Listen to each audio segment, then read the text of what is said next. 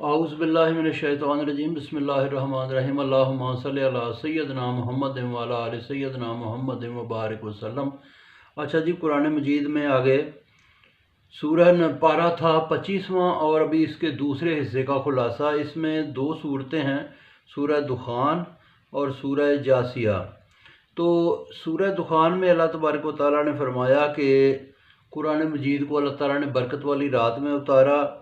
اس رات میں ہر حکم سے اللہ تعالیٰ کے حکم سے ہر حکمت والے کام کا فیصلہ کیا جاتا ہے۔ یہ شب برات کے بارے میں ہے۔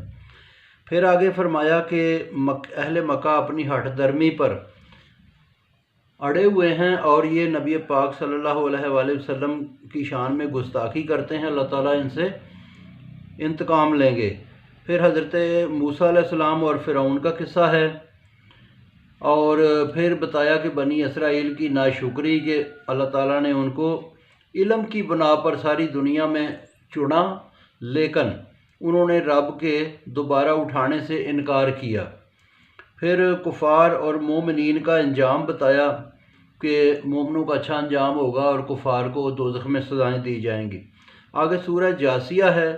سورہ جاسیہ میں اللہ تعالیٰ نے اپنی نشانیوں کا ذکر فرمایا کہ زمین و آسمان کی پیدائش، انسانوں کی پیدائش، جانوروں کی پیدائش، دن رات کا عدل بدل کا آنا جانا، بارش اور اس سے پیدا ہونے والا رزق، ہواؤں کا بدلنا، یہ سب کچھ جو ہے نا، یہ پورا سسٹم پہ، نظام پہ غور کیا جائے، عقل مندوں کے لیے نشانیاں ہیں۔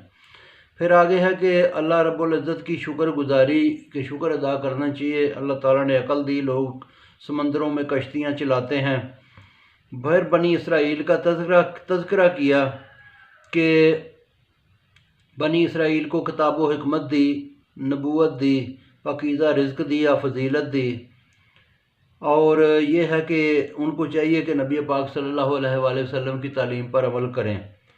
قرآن پاک کی حقانیت کہ یہ لوگوں کے لیے بصیرت اور عبرت کے اس میں دلائل ہیں اور یقین رکھنے والوں کے لیے ہدایت اور رحمت ہے۔ پھر قیامت کا ذکر ہے کہ اللہ تبارک و تعالیٰ ان لوگوں کو اسی طرح سے فراموش کرے گا قیامت میں جنہوں نے دنیا میں اللہ تعالیٰ کو فراموش کیا اور جو لوگ اللہ تعالیٰ کی آیات کا مذاق اڑاتے تھے۔